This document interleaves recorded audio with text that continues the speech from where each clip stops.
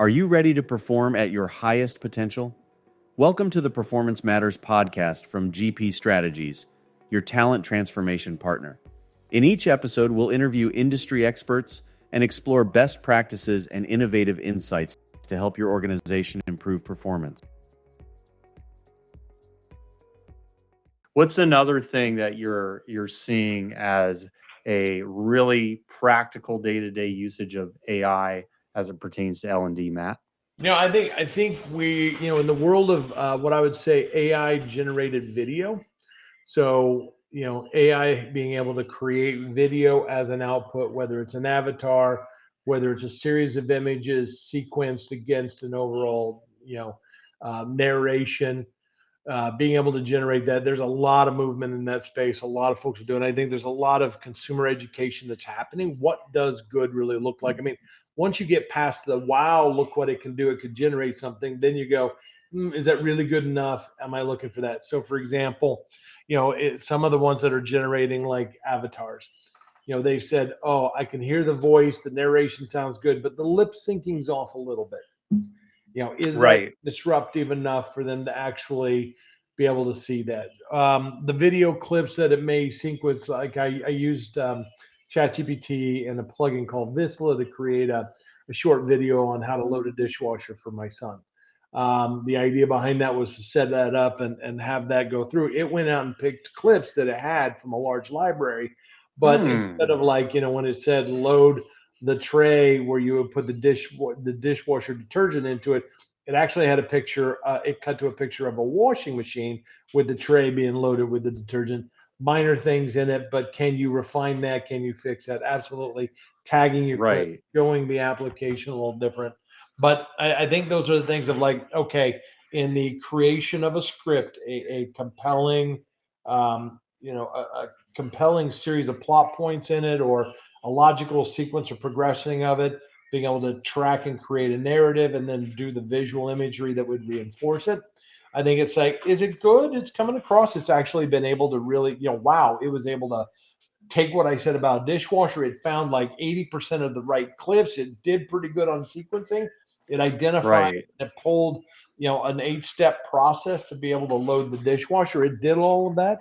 But in the end, it still wasn't perfect. So, are there ways that, what can the tools be improved?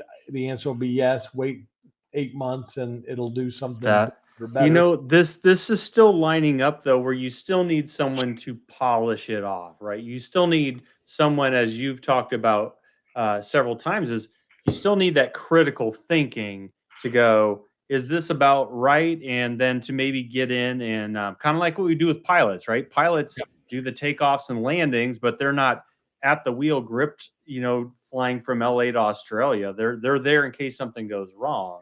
Yeah. So we're kind of getting that same element going. That's exciting. So let me just ask you something just procedurally on your dishwasher video, which I need that, by the way, for my kids. So when you're done with that, send it my way. um, but and they're actually quite a bit older than your kids too, so they really need some remedial Yeah. training. But is this the kind of thing where you load it in and you see a couple of those spots? Is there an online editor where you can go in and do some quick trims and maybe search for something for that 20%? Is that kind of how you're seeing that stuff Yeah, work right now? I think that's where it's going to go, is that you're going to have access to a license of video clips potentially, or Okay. I've created my own clips, my own repository of clips. I could go back to the script that was originally generated before the video created was launched, or I can go back and sequence edit if I want to, coming out of it.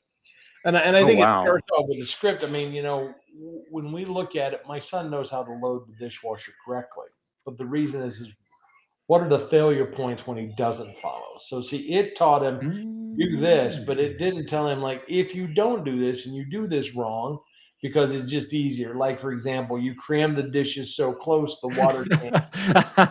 Don't do that. So when we say evenly space it out, what it needs to be able to show is here's what happens when you don't do this. Each step that you should do, Ah, here's the failure point for that. AI is not going to do that. It's going to go out and say, here's the 7 steps you should do to do this. The creative says, drive it back to failure points. What happens when we don't follow each of these? And then you want a little bit of humor to it. What happens when you don't?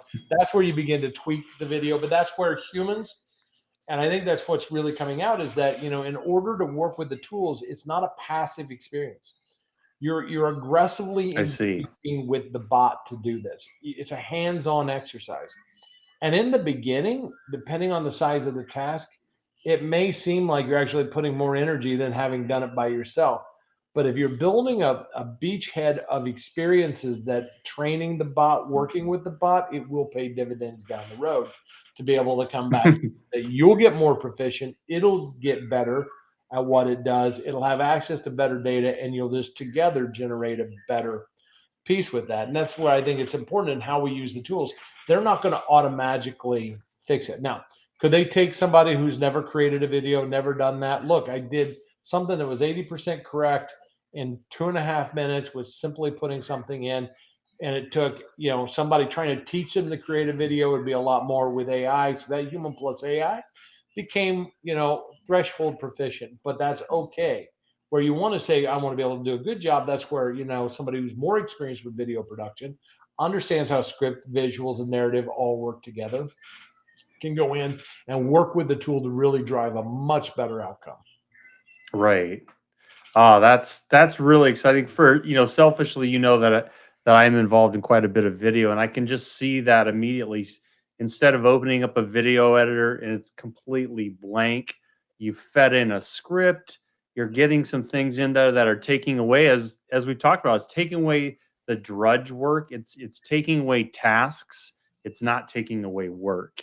And I think that's a I very cool agree, Mike, thing. but I think, like you and I, we've probably ended up with some really good bonding moments sitting in an editing bay with somebody just sitting around there, But it's usually like at 3 a.m. It's though. 3 a.m. You got pizza box thrown on the floor around there, crumbs all over you, 2 or 3 empty sodas around you.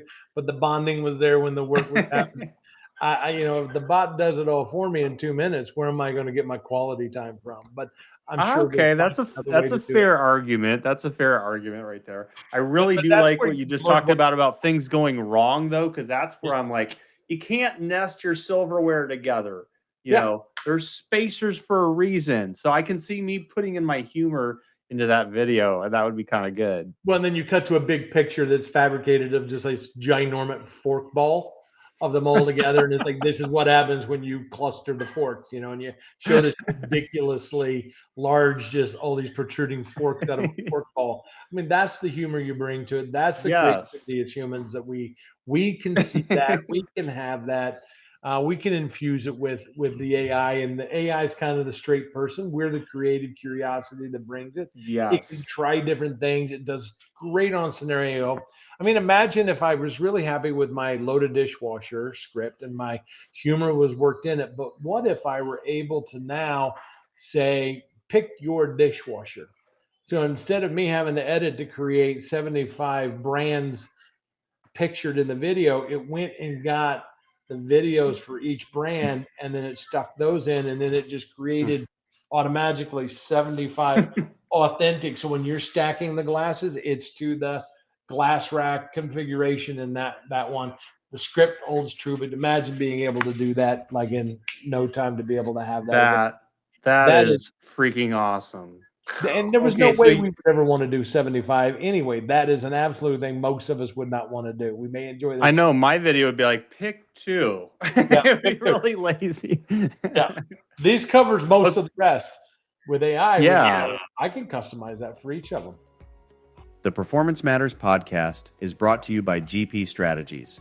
Together, we can create a world where business excellence makes possibilities achievable.